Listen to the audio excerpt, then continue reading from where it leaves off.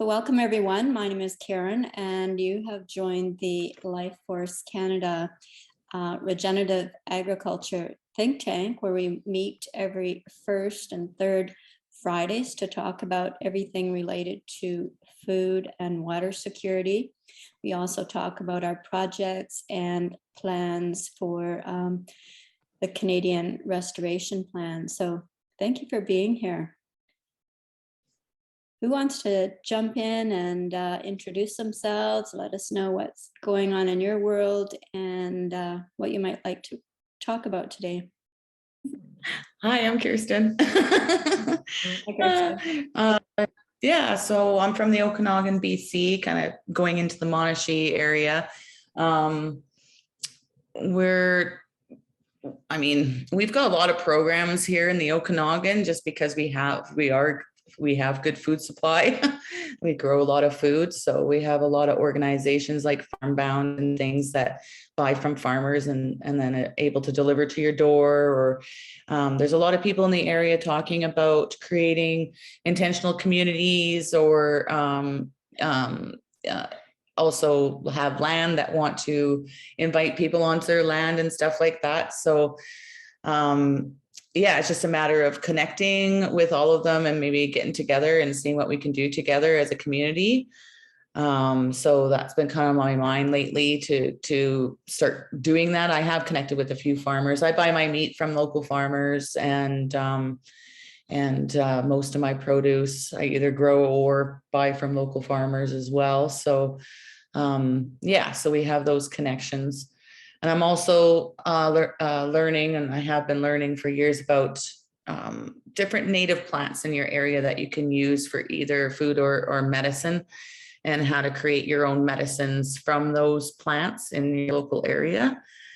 So I think that'd be a really good addition to the restoration plan is to learn about your local or native herbs and weeds and stuff like that you can use in helping yourself stay healthy and cleansing and all those different things. So yeah, so I think that's kind of a role that I'll be playing in the future, is helping people learn and forage and create their own medicines out of the local plants and herbs, and making sure that everybody either can plant that in their yard or can utilize the ones that are already growing in their yard. Kirsten, thank you for that. We did talk about wildcrafting and foraging a few weeks ago, and I wondered at that time if it's possible for each of us in our provinces to find what resources there are online or locally of people who are already, say, leading regular foraging groups in the summer or something like that. And maybe that could be a project that we could compile a list that we could share with everyone and add to it, you know, other information or what we're doing and whatnot, so that there is something, you know, like a good resource that people could access, right? Like, hey, these are the people that are knowledgeable about in this region, and this is what they've got going on. What do you think? That's a great idea. We could go by province and just have like either the YouTube channels or websites that people are currently teaching people within their local areas and stuff. I know, like, I'm on a Foragers BC Facebook group and a Foraging Canada Facebook group. So there are groups that you can get involved in. I also watch this guy who is an Okanagan forager. So he goes over a lot of the native plants that are growing within my local area and teaches people about them. So there definitely is resources. So we could definitely maybe look into doing up like some sort of BC, Alberta, like, you know, so that people can just go on and then learn about those.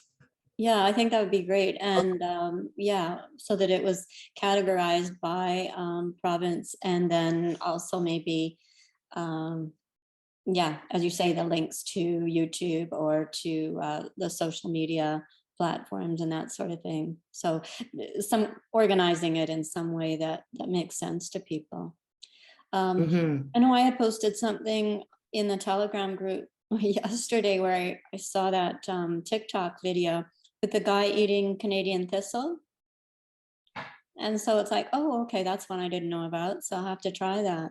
So he said it was really Yeah. tasty. Mhm. Yeah, and there's also like wild lettuce and there's prickly lettuce that you can, and people just pull them out. I know I used to, you know.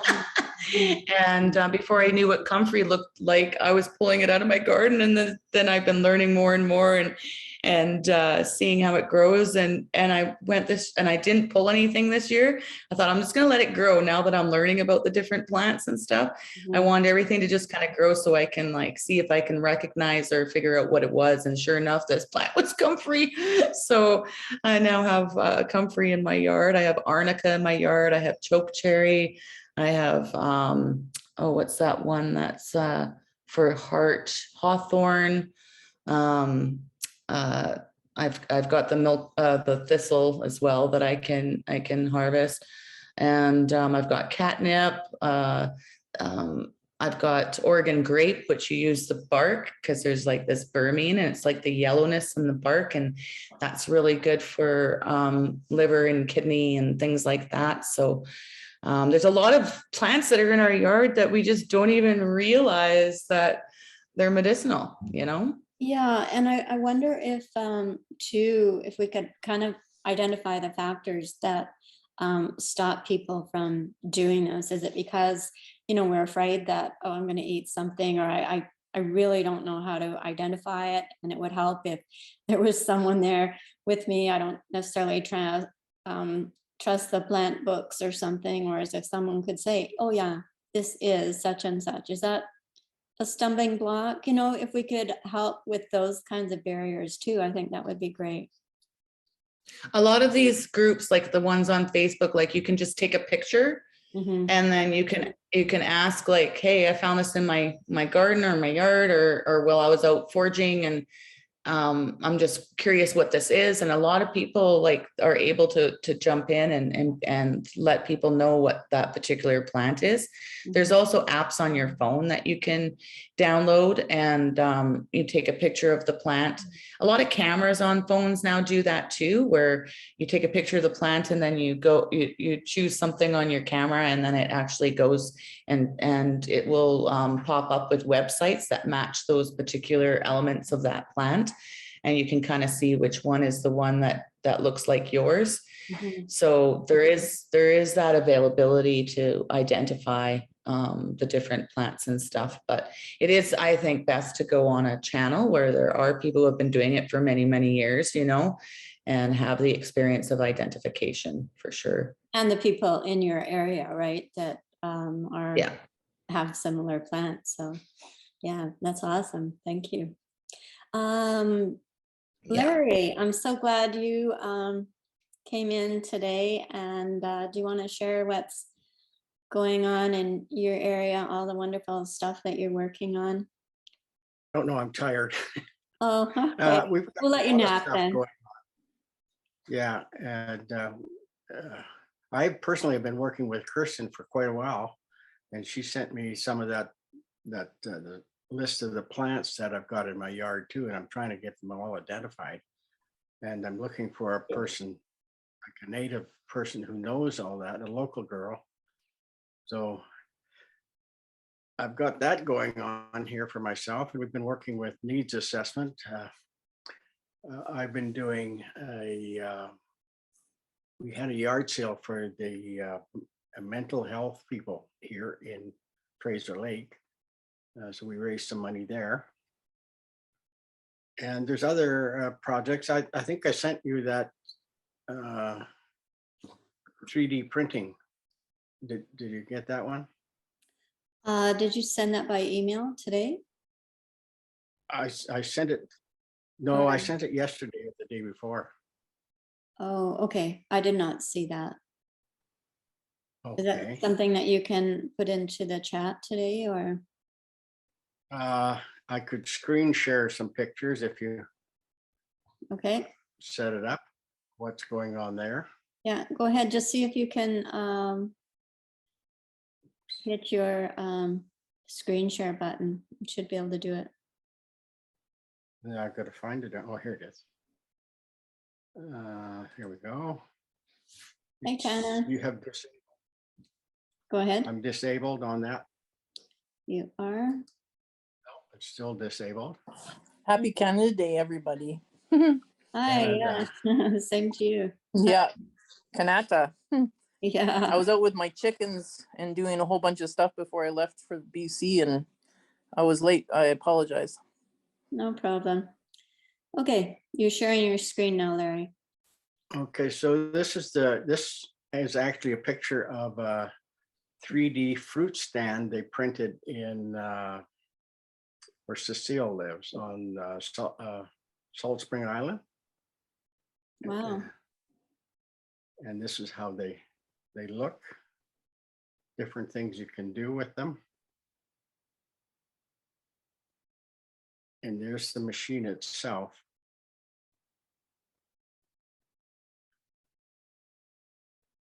You can get some idea how that works. Do different things with that. So that's one of the projects we're working on. Mhm. Well, if you want We're to working with, look for it, but yeah, continue on and tell us what else you're doing. we want to use that machine for printing, 3D printing a seniors housing complex. One of our members has a 12-acre farm or 12-acre property there that he could do it on, and so we're planning that out. And the machine has just become available to us, so we can either buy it or lease it. So we're looking at that. There's 3 or 4 other areas where we could use a machine like that all over. What is the actual time frame for something like, say, that a fruit stand for you get the machine and We did that in one day. finish one day? You can Yeah. build a mini house in 2 days. Mhm, yeah. Just the walls and the framework. It has to be finished after that. But Mhm. every 2 days you can have a new picture up. Mhm. And my mind went blank now. That's all I can remember. Well, that's okay. And with those 3D printers, so if you want to build the fruit stand, then it's like they supply the information. So then you just have to start doing it. Or do they say, okay, here's a fruit stand you could make, or you can make this house, a 3-bedroom home, or you could do this or that, or how exactly It does goes that? into a computer. It's all computer driven. Then there's a technician that goes with the machine, Mhm. and you just give him your plans and he'll put it into the machine. Mhm. So is there a list then of things that people have built then? So you can go through it, you could scroll through and say, oh, yeah, I want to build this. I want to build a, whatever it is, a barn or. Yeah, there is stuff online. I don't have a copy of it Mhm. now. I could show you. I don't. And the guy that's looking after it, he's not available today, so I don't know where to get it from. Okay. Well, thank you. And yeah, we'll come back to you when you're ready to share something else. Yeah, Tana, did you say you were in BC right now? Is that what I heard you say? No, I was outside getting all the chicken stuff ready so I could leave for BC early in the morning. So you can leave. Okay. Mhm. Yeah, because my husband's disabled, so he can't do a lot. But he is gonna feed them and collect eggs and, do the the stuff just to make it work while I'm gone. So Mhm. that's really had to make sure everything was full. Yeah, make sure your chickens are happy. So, and Yeah, that's right. I cut up 4 days worth of treats for them. You're a nice chicken mom. Anything new on looking for land and whatnot? Any Any new ideas there?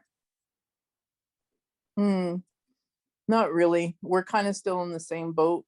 We're gonna relook at a few different things. We're still working. Well, basically when I get back from BC, we're gonna try to arrange to go see an acreage inside Woodlands County, Mm, which would be great, but yeah, not too much different from what I'd said before. I would not huge, not too much to say, I guess, from what I haven't already. So mhm. yeah. I remember you talking, was that last week? And I know you've brought it up a few times about how we might deal with good quality food for our animals and our pets and whatnot. Have you done any research into that? Are there any resources that you've found on, should there be this food shortage and how that's going to affect our feeding of I kind of completely forgot all about it, Karen, if I'm going to be honest. Mhm. I really did. I didn't do any research. The only thing that I know is that they're all carnivores, right? Mhm. So if you have, that's the only thing I really thought of is basically, if you're going to kill a deer, for instance, for your own meat, for instance, like if you're going to want that, then you can use all the other stuff for your dogs and even your cat. I don't know. The cat one is maybe a little different, but cats like meat too. So, I'm wondering. and I do make my own dog food, Karen, like from people that have, what do you call it, freezer burn meat. Oh, great. Yeah. So they know to let you know that. I'm glad you mentioned that because is that something too that we could look at creating is these gathering these resource lists, like just as we're tapping into the other things on, farm to table or our local farmers. I mean, lots of those lists are already available, but having that as a separate category, like, oh, okay, here are these people that are hunters and they will, if they know ahead, then they'll let you know, they'll provide you with the leftovers, right, that you can use to feed your animals or things like that. Well, even when large farms slaughter their beef or whatever too, there should never be any waste on anything, you know. And when I like currently give my vegetable scraps to my chickens, but I could probably spread it out where I could cut them up and put them in with the meat dish, for instance, like Yeah. for my dogs, because vegetables are good for dogs and stuff too. But have some rice on hand because you can all mix that. That's my recipe basically, is brown rice and vegetables, like especially what sweet potato is so good for dogs. Mm-hmm. And meat. That's that's all I put in there. So oh yeah, pumpkin is a good one too, Kirsten. Yeah. Mm-hmm. It's kind of on the same line as, to me, as the sweet potato. Mm-hmm. Kind of reminds me of it. Yeah. Yeah. That's interesting. I hadn't thought about that. I have done like zucchini rice and ground beef or ground lamb. I've done that for cats and dogs. So, but I hadn't have thought of sweet potato or pumpkin, Mhm. or squash too. Yeah, good idea. Thank you. Yeah. That's awesome. Danny, do you have anything that you want to share? What have I been up to? Well, I finally got my gardens all in. Had some planter boxes built Woo-hoo. because there was certainly, yeah, woohoo is right. Yeah, I wouldn't have been able to do it by myself. My husband could have probably helped, but it would have taken a lot longer, that's for sure. So I've been experimenting with potatoes. I bought a couple of those potato bags and And so I've got some growing in there. And I also have some in the ground. I had some potatoes that had a lot of sprouts on them, like probably 6-inch sprouts. And I thought, well, do I take them off? Do I, cover them up? Whatever. Anyway, so I've got some of each. Like I've trimmed some off and just left some sticking out of the ground. Mhm. And I noticed that they're all starting to get leaves and stuff. And the ones that I've buried, they are also getting leaves. So it doesn't matter what process I go through for potatoes. So I was quite happy about that. Yeah, that's about it, I guess. Just Good for you just testing the watching things different grow. methods. What's that? I said, good for you testing the different methods and see what difference Yeah, you notice. yeah. Yeah. Yeah. So yeah, they're thriving, so that's a good thing. So, but yeah, I want to I still have to do this, connect with people in my neighborhood, in my area, and just find out what they're doing for survival, Mhm. what they're doing for gardening. Yeah, just connect with them. Mhm. Good idea. So One thing yeah. I'm gonna do on my raised beds this fall is, put some hoops or whatever on them and the plastic just to extend the growing season. So I haven't done that before. Um, we did have a greenhouse one year and, we put our plant starts in there, but yeah, I just thought I would try that with, as far as extending the growing season this fall and in the spring in the raised beds. See how Yeah, that that's works. what I was thinking too. Yeah, just buy the PVC piping or something, Mhm. and then just join something like across the center part, and then yeah. So yeah, Mm. I might have to just do a bit of planning, go to the store, see what they've got, see what kind of connectors I can find. Yeah. But I also was thinking about that too. Yeah. Mhm. Yeah. Yeah, just experiment and see what happens. Yeah. But yeah, that's about it, I guess. Yeah, just gardening. I was in a big panic. I had to get those boxes built. So yeah, it's already July 1st. So Good for you. yeah. Thank you.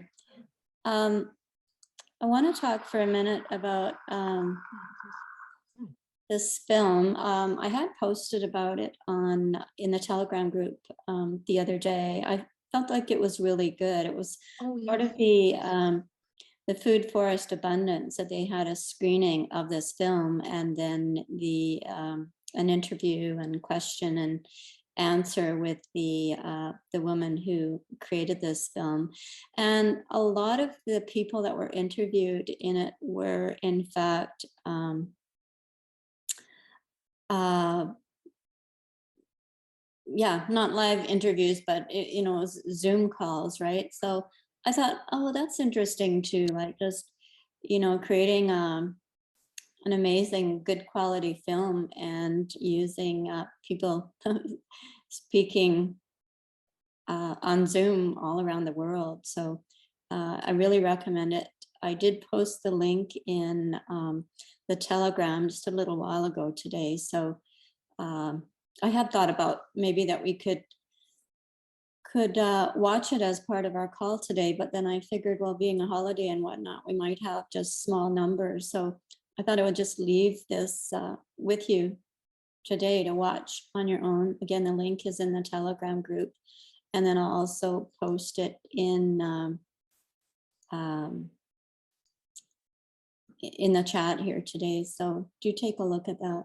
And she's written a book too in 2019, and I posted that link in the Telegram group the other day. So that's all I wanted to say about that. I'll just play you a couple of minutes of it.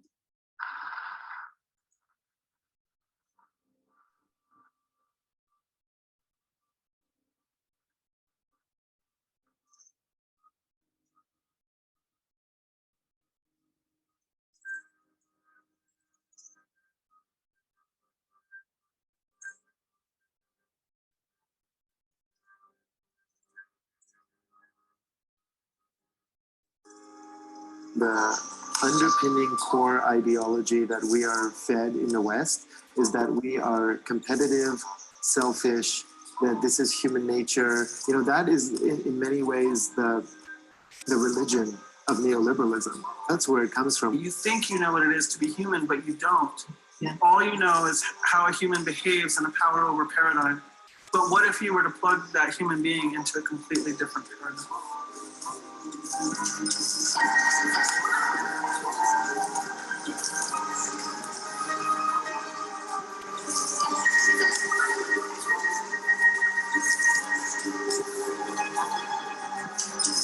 For the past few hundred years, and especially in the last 4 decades, people on every continent have been increasingly at the mercy of a colonial, globalized economy.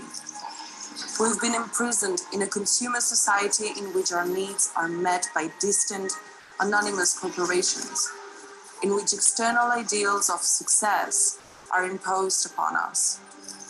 This competitiveness that you have to prove yourself by how much faster you can climb and push down the others. And Sorry, I was just trying to stop that video there. So yeah, it's just about an hour long, and like I say, take a look at that, and maybe we can talk about it on another call. So, hey Larry, did you remember some of those projects or Yeah, things? I you got a wanted to couple share? more I can show you. Oh, go ahead. Go ahead and screen share if you like. Okay. Here's a program we've got going. These are abandoned rail lines in the north here, and we've got a project to go and get it, like have transportation on these things to help people get to and from in the north. I'll show you another project little in a minute. But there's one else on here. This is our territory, and all these green dots here, we're thinking about putting in Wallapeenies. Wallapini is like a greenhouse that goes partly underground. This is kind of what they look like. So you can have your growing bed in here. This is for fish, this particular one. So you can do hydroponics.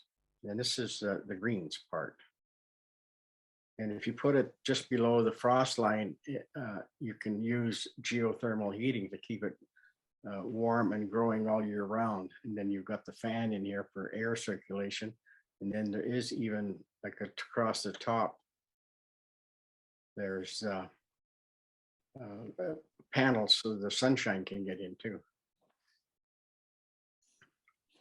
So that's the Wallapeenies. This is what you can do with the 3D printers. Is make all these kind of bins inside of a geodesic dome, and then you could have growing beds in either in all of these, or like a big one was with a fish tank, and you can have the like I was thinking of doing tilapia in mine, and then you just pump the water into the growing bed in the other ones and circulate it. So as the water drains down, you put it into the fish tank, and that feeds the fish, and the fish water feeds the plants on that. And it's we're looking at the farm to table thing as well too. And this is the kitchen that goes along with that, so you can process all the food that you get out of there. And there's a cooler and a freezer that goes along with that too.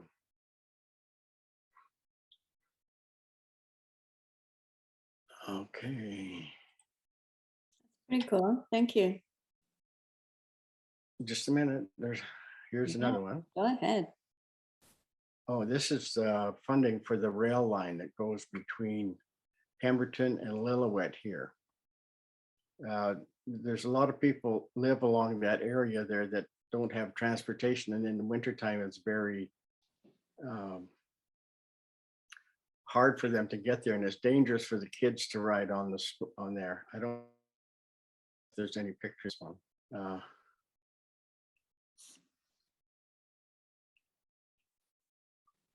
Okay, so that's a project we've got in for funding right now.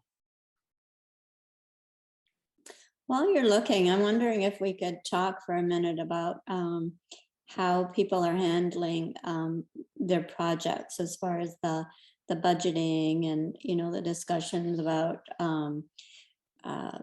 things such as private funding, or are you hoping to submit the projects and receive funding from the Global Repository? How are we going to assist each other so that we're, you know, not reinventing the wheel, right? If other people already created a project or you know, done the legwork. How are The we funding going? we're looking at is this one project is we're looking to fund it from the Global Repository, but we're also dealing with some venture capital. And then there's some private people that we know that are interested in funding some of these projects. So we're just trying to determine how much we can go for, like how much money they're willing to put in. Mhm.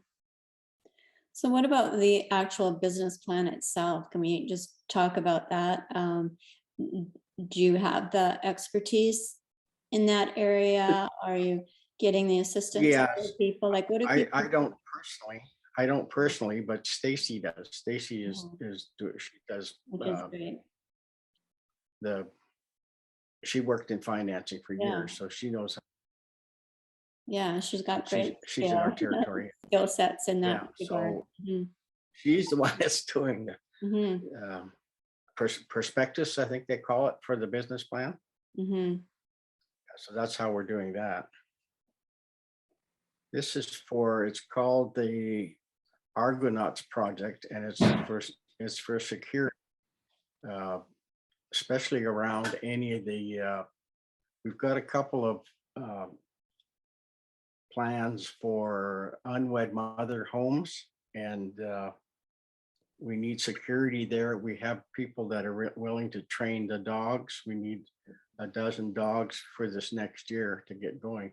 But this is a security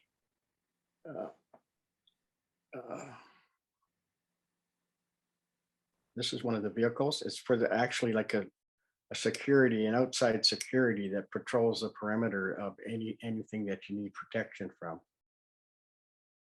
Well, I have to get the rest of the team in. That's all I can find right now without going into that's all that I have up on the computer. okay.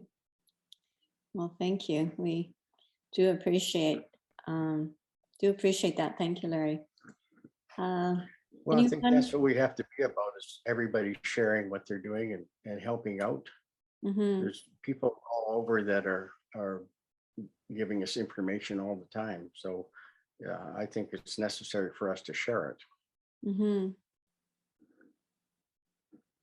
Yeah, absolutely. Again, I'm just wondering about how that's going to be done, or what ideas that people have on, you know, how exactly that data bank or whatever is going to be created as far as, you know, sharing this kind of thing. Do you have I any think Zolt on that?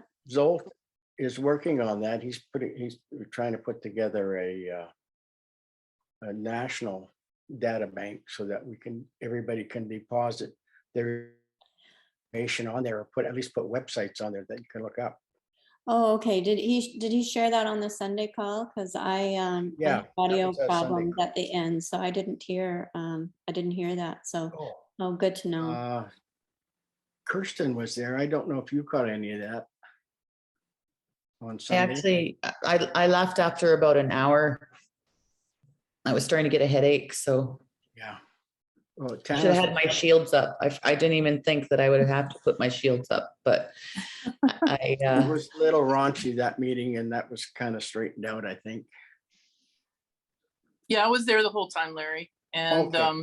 that's something that actually Thomas and Robin and us had discussed on a call. the Wednesday previous. And it was a part of their kind of like their, bringing forward some ideas for that call, is to have like a national data bank, basically directory of all the things that they could help us out at a national level. Like what the national, Yeah, they're working but- on that. what the national level is. Oh, that, Sorry, I I cut think you they're, off, they're Larry, what'd trying you to say? define that. I think every province is gonna have their own, or not their own, but their own groups too as well, like, I don't Yeah, know. we just set ours up, Larry, in Alberta. We, Is that we with an- came up with an Alberta restoration team, and we're Oh, gonna have okay. our own kind of like local directories as well. And that we can share that with the national team or group or whatever that looks like, so. Tanis, is that like a Google spreadsheet Yeah. then, just like was done for the assurance where we worked on those databases? Well, we're just doing our own research by, going and seeing what's online and just creating, yes, a list with contact numbers and what they actually do. Like, so this one is a cattle farmer and this one is microgreens or, things like that, right? I mean, Right. that's so are all you- we've got so far. Right. So are you inputting it then in a Google spreadsheet, or what are you doing when you collect your information? What are you doing with it? Or you're sending it to Thomas and Robin, and then somebody's inputting it? Like, how are you managing that? Our own council has been doing that for the last couple of months anyways, just so that we know what's around us in case, it hits the fan. Right? We need to know who our farmer people are. We need to know our resources in our area. So yes, we made a list at meetings and we would give them to our secretary who puts them into a spreadsheet, I believe. So- Okay, yeah, I mean, we had done that in Manitoba, right? Just creating an Excel spreadsheet and Yeah. one person entering all that data. So what I was getting at was just, is it an online document that everyone is adding to, or one person is just inputting the information? Oh, I see. Yeah, we haven't really got that far yet because it was only Wednesday that Yeah. we were talking about that. So probably the next call, we can get more precise detailing on that, but Mhm. what that actually looks like, because we're not going to run as that person's a secretary and that one's a moderator or anything like that. We're just going to run as that we're all just there to be supportive of each other. Mhm. So we're going to do the work and just going to say, okay, well, based on your skills, Tanis, what are you going to do? Based on your skills, Robin, what are you going to do? Yeah, So, great. but, That's what we. and the only thing that we had done, I don't know if you heard that on the call because you were asking about projects, Karen, is the only thing that we did,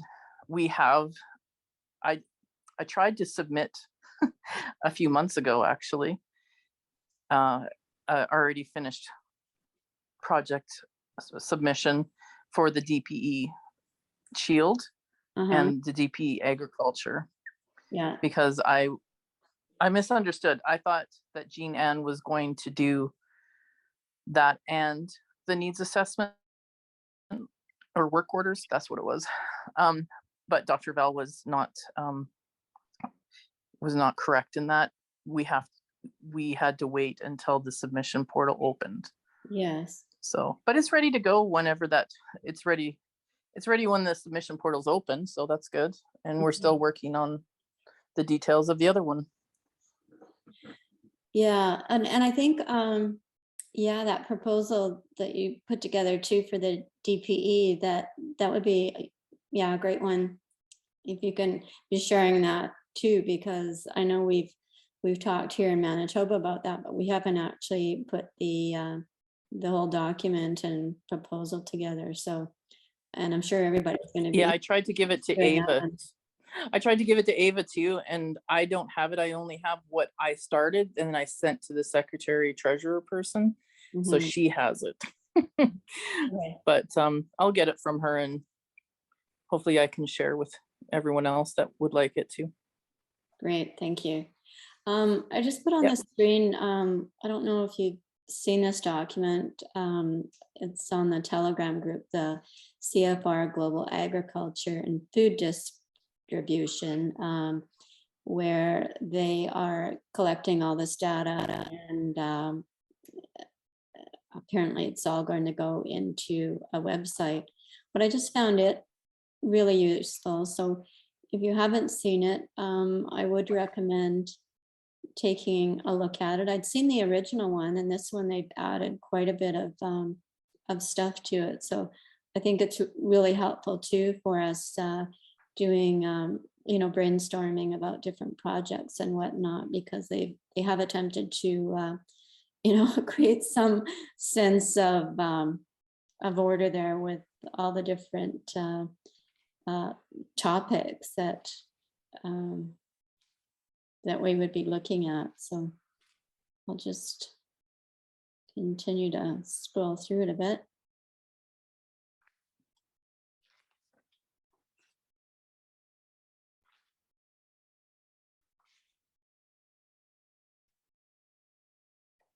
Oh yeah, I think they've got a good start on that, and this could be a conversation of for one of our calls too, I think. And then they've got some books and whatnot. Did anyone look at Ron's A Self-Sufficient Backyard book? Like, that's quite a big volume, that PDF that he had shared. I opened it and kind of skimmed the first, 40 pages, Mhm. but I've been Is so that the busy. one But that's it's really, 300? looks like a good resource. It's Yeah. like 356 pages or something. Yeah, that's a big one. Yeah. Uh-huh. Yeah, I got that one. So, yeah, has everybody seen this document, or should I post it in the Telegram group again? I think, didn't they have it on Telegram? I think that. Yeah, they I did. downloaded one from. I'm there. not in that group. So if you could post it in the Life Force Canada agriculture one, that would be awesome. Okay. And maybe pin it. Yeah, and it's Things get lost. So if you can pin the important ones, that would be great. I'll do you want me to post it as a Word doc or a PDF? I mean, I can post both, right? So that, again, if you want to go in and edit your copy and add to it and that sort of thing, then you can do that. So I'll post both versions for you in there. So Thank you. you're welcome. So yeah, I was looking at a few things about July. I see that we have 3 Fridays in July, and we had talked about having this the think tank on the 1st and 3rd Fridays. Should we, since there's actually 5, should we do the 1st, 3rd, and 5th? What's your thoughts on that, so that we all are continuing to alternate every week? And what topics? Again, should we dive in more deeper about projects and business plans and whatnot? Or I've got like again, not just this CFR list, but a whole 2-page list of topics that I was hoping that we would, talk about at each meeting. So any thoughts on that? Both topics that you would like to have us cover. Let me just read through some of them. Certainly we want to be talking about food preservation pretty soon, right? Canning and fermenting and that sort of thing.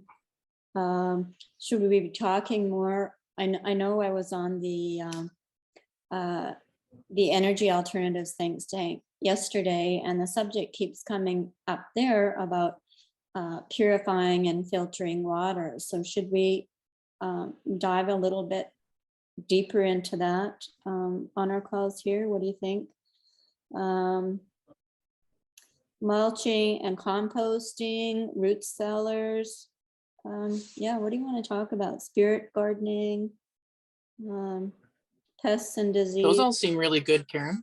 Okay. They all seem good. So what, did I miss something yesterday? Because I was in the city. What did I miss on the call yesterday, just briefly?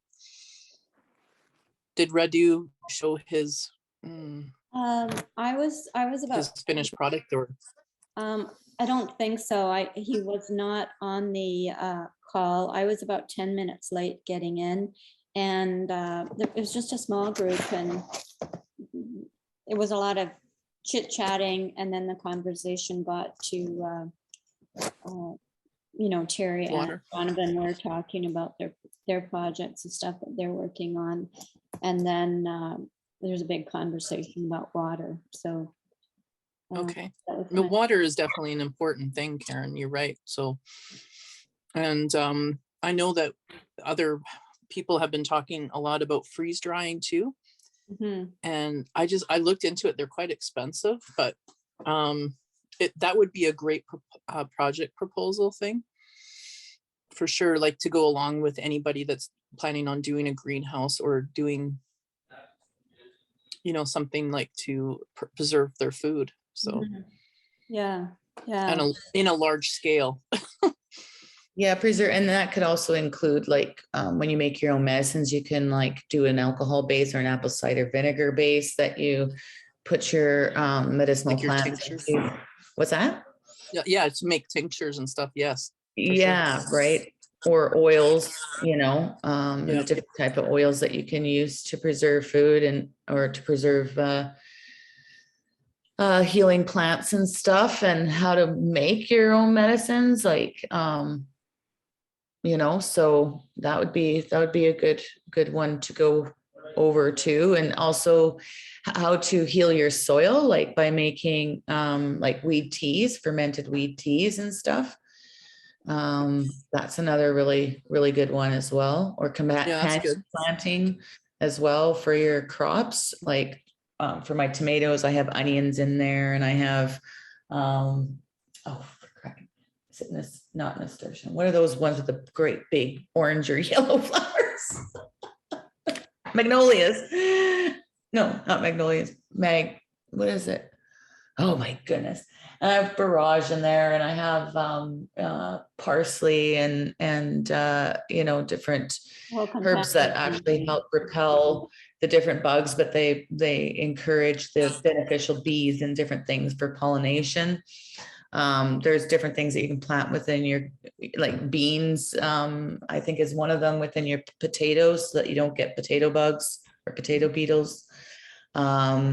So how to, get rid of grass, say, like by planting more, flowers and things like that, the beneficials, to get rid of weeds and things. A lot of times weeds grow in soil that is, it doesn't have good microbiology, right? Mhm. So if you increase the microbiology, then a lot of times the weeds will just go away on their own, Mhm. kind of thing. So Yeah. I heard that's, that about dandelions, that if your soil's too hard, that's why dandelions grow, is to Yeah. actually aerate your lawn. So yeah, or exactly. whatever. Mhm. Yeah, we could spend a whole call just on that, couldn't we? The other thing that Yeah. Klassen had sent me a couple weeks ago, which I think is really interesting, is iron gardening tools versus copper gardening tools. So that's really interesting. I don't know if anyone's researched the history of that, but I can't remember if I posted that document in the Telegram group or You not. did. Oh, I did. Okay. You did, because I did read it, and I thought it was kind of interesting Yeah. how they were talking about the old, like the gardening tools of now as compared to what it was before. Mhm. Yeah, just another example, right, of something that could make a big difference with our soil and our yields and that sort of thing. So Yeah, like using no-till soil, like you never till it, Yeah. right? Mhm. That you do the you drop the stuff on the soil. You can do that to feed your soil too. Instead of making teas, it's not as bioavailable as it composts into your soil, but it definitely helps, you know. So like even when you're taking off dead leaves off your plants, leave them on the soil, you know, so that they compost back into the soil. Or you can, if you need more nitrogen in your soil, then, you know, you can find some lupins, or what's the other one that's really good? I think even comfrey is good for nitrogen fixing in the soil. So You know what else? yeah, like not disturbing. Chicken What's food. that? Yeah, right? Yeah. And I got lots if you want to take some home if you come out this week. I don't know if I'm gonna drive back to BC with chicken poop in my car. I can get some from Laura anyways. She's just down the road, and I have gotten compost from her as well. So yeah, like, and getting to know your local farmers, and they would love you to death if you went and cleaned out a stall of their barn, or you know, a chicken coop for them and took it home for your garden. Right. Yeah, you bring up a really important point there, just when we were talking earlier about, you know, developing this list of resources in our community, where we're talking about, you know, feeding our animals and what's available. That's another thing to add to that list of getting to know the farmers is, yeah, what do they have available as far as manure and other things for us? So yeah, really good point. We could have a checklist. We could create a checklist. Talk to your local farmer about this, and this, and you can check off the things that you'd like to connect with them about. So, And how to make your own fertilizer too, because if all the stores are not even carrying the stuff anymore, or if they're even around, I don't even know what the future is going to look like. But if we know how to create our own, because you can, then at least you don't have to rely, because I don't want to rely on anything. I really don't. Like if I want to learn how to be self-sustaining, then it's not going to involve a store. yeah. Exactly. Yeah. And also like pest control, like making your own sprays, or how you know, get rid of aphids, you know, that sort of thing, right? Like we can, I mean, it's very easy. Usually it's just like oil, dish soap, water, and some rosemary oil, you know, and you spray your plants, and you know, there you go. You don't need a pesticide from the store, right? Isn't diatomaceous earth really good for something like that too? It is good for dusting, you know. You have to be careful, especially like cannabis. You don't want to dust like the buds, of course, and stuff like that. But if you just put it on the soil, then whenever the insects walk across it, they get basically cut to shreds, because it's like tiny shells, right? So, or if they eat it or inhale it, kind of thing. Yeah, so that's definitely an option too. My cherry tree though is going to need some work. I'm going to have to cut off some really bad spots, and then I'm going to have to spray it with a hose, and then I'm going to have to spray it with this mixture, you know, and try to get rid of them that way, because it's a little bit too far gone for the preventative at this stage. So yeah, so I'm going to have to, we've got a what do you call it, a water gun thing, you know, to spray. Have you tried, garlic oil? I use garlic oil on our apple trees and raspberries. That seems to do the job. Okay, I'll look into that too, because yeah, that's an. You can buy it at the pet food store, concentrated garlic. Right. You could also just like blend up some garlic, you know, and then you know, then strain the juice out of it with a cheesecloth. Oh, I just thought of something. Okay, so Yeah. you know how you should never check out your onion peels, right? Because you can boil up your onion peels to be that kind of a pesticide as well, I think. Or it's either a pesticide or something. I can't remember. Anyways, that's the thing. There's so many things in my head that I can't keep them straight. I need to have a book. I know, I But, hear you. I'm honestly going to create my own book. Onions are bad for pets. Yes, Onions, they are. So Yes, you can't feed your pets onions, Or but this garlic. is more of a something that you would put on your plant or something. But I'm thinking for what you're talking about too, Larry, like onion or garlic isn't good for pets either. But if you use the for garlic squirrels. oil, pardon? good for squirrels. Yeah, Gets rid of the squirrels. but I'm just wondering if the garlic skin that we always throw away, what if we kept that too? That's something to look I wonder how into. much is in the garlic skin part. I know that with garlic, the active ingredient that you want, you have to make sure that you crush it to activate it. Yeah, that's So what I'm wondering if you The- boiled the garlic, just like you do the onion peels, Yeah. and then use the Oh. water, because like ginger, we do that for ourselves to make a ginger tonic, right? Is you boil or simmer the ginger, for like 3 hours, and then you've got like a bottle you can put in your fridge, and then you take some and make a tea, right? That's So interesting. maybe the skins would be compost. I don't put onions or garlic in my vermiculture bin or No. tomatoes. Yeah, just yeah, eggshells and vegetables, but yeah, you keep or citrus fruit. No citrus either. When it's in warm compost, Mm. you can't.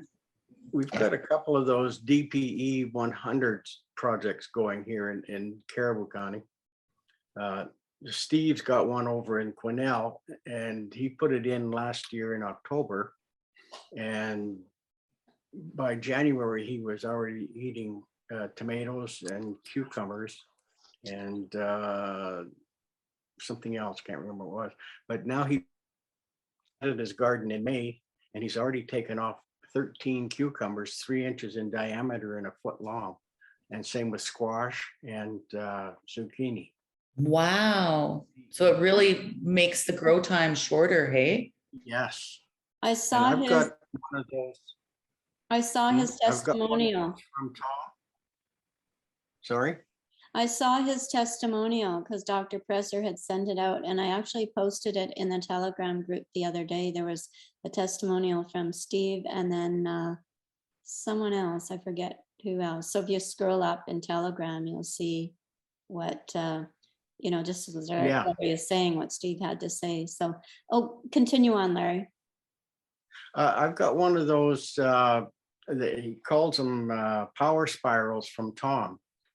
And this is a small one. It's good for 8 acres. And I've noticed I put it in April the 11th, and I've got 2-foot dandelions going here, and my grass is 4 feet high in one field here, one beside me. And so I've noticed quite a difference with that in here since April 11th. Well, you got a lot of healing herbs going on then. If you have 2 foot or what did you say, 2 foot dandelions or 4 foot Dandelions and horsetails. My horsetails are up about 14 inches. And Holy cow! there's all kinds of here. I don't even know the name. I've got 25 different plants. That list that Kirsten sent me, I've identified most of those that I have here on this property. Larry, I'm wondering if we could have a discussion about that at another date too, because I don't really know about the power spiral, but I know I have heard of a story. This was like, 22 years ago when I was in Idaho at one of the Young Living Essential Oils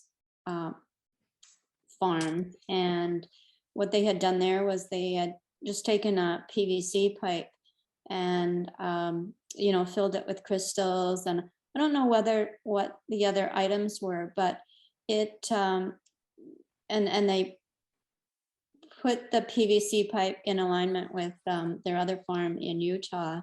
And all of I forget now what the animal was, like not a mole, it was something else that was digging big holes in the fields. And all of the whatever that creature was, it left the land after these were put in. So I think that would be great to have a discussion about other things like that that people have worked with besides the DPE that you know of, that's made a difference, right, with growing and just changing things energetically. That's awesome about, because they're probably, you know, some kind of a gopher or something too, because they're very destructive in fields. And I know that on my grandpa's farm when we were kids, he would actually pay us 10 or 25 cents, it depends on what year it was, a gopher that we shot, because they're, you know, the cows and the horses would trip or like fall into, and, you know, and possibly break a leg or something too. So Yeah, yeah. Yeah, marmots. We have got marmots here in our area. I had a, it was actually quite comical, the 2 days I was dealing with the stupid marmot with my dog trying to chase it and get it and trying to trap it and it going from one car to the other car to the other car. We're just, oh my goodness. But I think it decided that it was a little bit too dramatic at my house with my dog and all of us out there trying to catch it. So it hasn't been back lately, but yeah, no, they can dig like big holes and it's not safe for livestock at all. Yeah. So that's interesting, Karen. I want to find out more about that. And what Young Living Farm is that at? That was the one in Idaho, in St. Okay. Louis. Yeah. Yeah, like I said, Right. it was like And I about kn- 2000, year 2000, I think, when I'd seen that in the ground and Dr. Gary Young had talked about it then. So yeah. Interesting. Okay. That's really cool. So yeah, put your That would thinking. definitely be a good topic. Yeah, and because that would all tie in with our discussion about pests and again, increasing yields or growth and that sort of thing. So whatever we know about her, please share. We'll bring those resources together. So yeah, it's almost 10 minutes after the hour. So unless anyone has anything else, I think we'll close our call for today. I'll just do a check. I just want to say one thing about the vermiculture. It's really good for people who are living in apartments and stuff like that, you know, and there's hardly any scent or anything like that if you're doing it properly. So it's a good way of people creating their own compost as well as their own, like, I call it black gold, the castings, you know, and so that it can be used as fertilizer or to put in with your soil as well, to give it some biodiversity. So, and whatever you're feeding your worms is going to go into the soil. So if you're feeding them eggs, then the calcium is going to be in your soil. And if you're feeding them the different plants and things, whatever's in that plant that they eat is going to be going into that casting, right? Is that different from composting? Yeah, in the essence that the worms are doing the composting for you, right? Mm-hmm. And with composting, you do need, like Tana's was saying, like chicken manure or cow manure or something like that. It has to come up to a certain temperature. It heats. You can actually see those things steaming in the winter because Laura does that kind of composting. And so she's got piles all over her property. And whenever she takes out, it cleans out a stall, it goes on and you know, and then you have to flip it. Yeah. You always are having to flip it and make sure that the temperature doesn't get too high or too low. So yeah, so it's a little bit different than normal composting for sure. I tried that back in the early 90s. I think I bought my worms and I kind of gave up on it by the time that winter had arrived. So I didn't follow through on that. But yeah, I was just going to say, Kirsten or anyone else, if there's anything that you want to bring to the call and you want to actually demonstrate and you want to assemble things and show us what you're doing, then that could be helpful too. So keep that in mind. Anyone else want to check in and add before we close?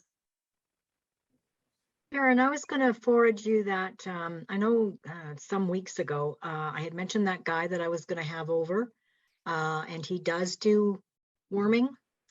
And he Yeah. builds boxes so that you can do worm farming in the Right. winter as Yeah. well. Yeah, so I'll maybe go through my stuff and just put it on the Telegram group. Is that okay if I just put the website there or whatever? Yeah, sure. And again, Yeah, if he okay. wants to come on and talk to us, or anybody else wants to Yeah, or, come in and talk to yeah. us about the topic, then Okay. we'll plan for it and let people know. Thank you, Danny. Okay, Great. so have we decided whether we're gonna meet 3 times this month or like, Well, because we've got, we will meet in 2 weeks, so that's the 15th, Okay. July 15th. And Okay. yeah, and then I guess we can just decide at that point would we like to meet on the at the end of the month as On the well, 20 on the last on the Friday. 29th? Okay, all right, perfect. I mean, every 2 weeks is every 2 weeks. I mean, even if it doesn't fall on another on another month, to me, it doesn't matter. Yeah, But we can decide later, like you said, Karen. okay. Yeah, it's just because Yeah, I think that would, I was just always posting first and third Friday, and You're that's right. why I asked, because this would be the yeah, not just the fifth Friday, right? I get it. Yeah. Okay, thank you, everyone. Were you Right. going to say something else, Kirsten? I was just gonna say, and then it would be only a week away if it was on the first Friday again, right? Yeah, that's true. If we I did would the have to first, do that, 15th, yeah, 29th, good point, yeah. and then it would be the 5th. Yeah, it Hmm. would throw us out, so then we'd have to do, 2 weeks in a row if we did that, so, right? Okay. In order to keep with the first and third. Okay, well, we'll think about it and What we'll day decide next week or next day time. is that on? The 15th is the next one, What? 2 weeks from today. Always a Friday. Is it a Friday? Yes, I do the fireside chat still on Fridays at 6. So if it's this time, it's not bad. yeah, it'll be the same Yeah, it's time. always this time. Mhm. On July 15th, Okay. same time as today, Larry. Okay. Okay, have a great weekend, everyone. Thank you so much. It was Okay, great nice seeing talking. everybody. Yeah, same to Great you. weekend. Yeah. Bye. Bye, Have a nice everyone. long weekend. Yeah. Yeah. Bye-bye.